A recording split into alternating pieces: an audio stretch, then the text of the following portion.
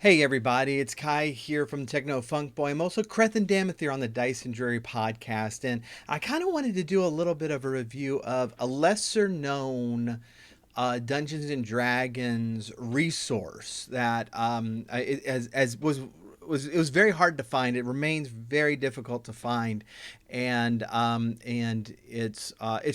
really is just a masterpiece. Like I'm gonna check my edition here, and it's like I had to special order this, and I'm looking at the back, and it only has UK pricing and Canada pricing, and so that's kind of the rarity of this. I don't even know that it had an American printing, but it really is critical because a lot of people just don't know what to do in a Dungeons and Dragons campaign, and they feel intimidated. And this is just a great resource. Really people at all skill levels, but it's going to be a very good resource for those of you who are beginners and want to learn the game. This is actually the game script.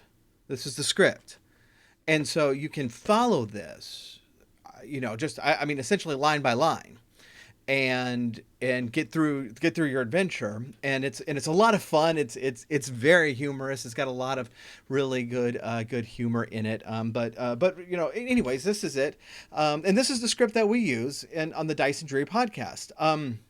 I think one of the reasons it didn't do all that well is it doesn't have the same look as the other books. You could tell like mine is like literally falling apart. This is how much over the years I've used this, but it's a great resource, even if you're not following the script, because it's got like great pictures of what your adventure looks like at any given moment, and it's got some fantastic scenes.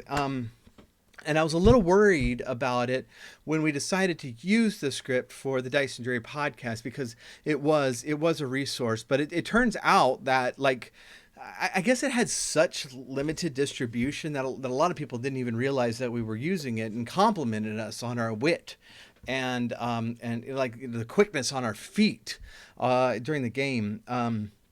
But it all comes directly from here. I'm like absolutely reminded of, I think it was episode 5 when we came into the village of Barovia. We're doing the Curse of Strahd campaign, and we ran into Morgantha, and Jeff, our DM, described her for us, and so I consulted our script, and just straight up replied to him, "How do you know she's a witch?"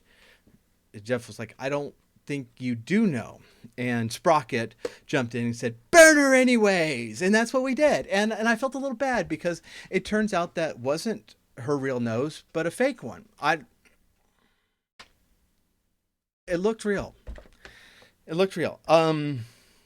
Later, I know, it's like, and Strahd was offering us all of this just wealth and such, to kind of, to betray the side of good. And he says, that he would give us all of this, and I responded, "What, the curtains?"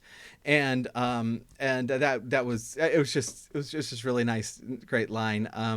I particularly found our special item.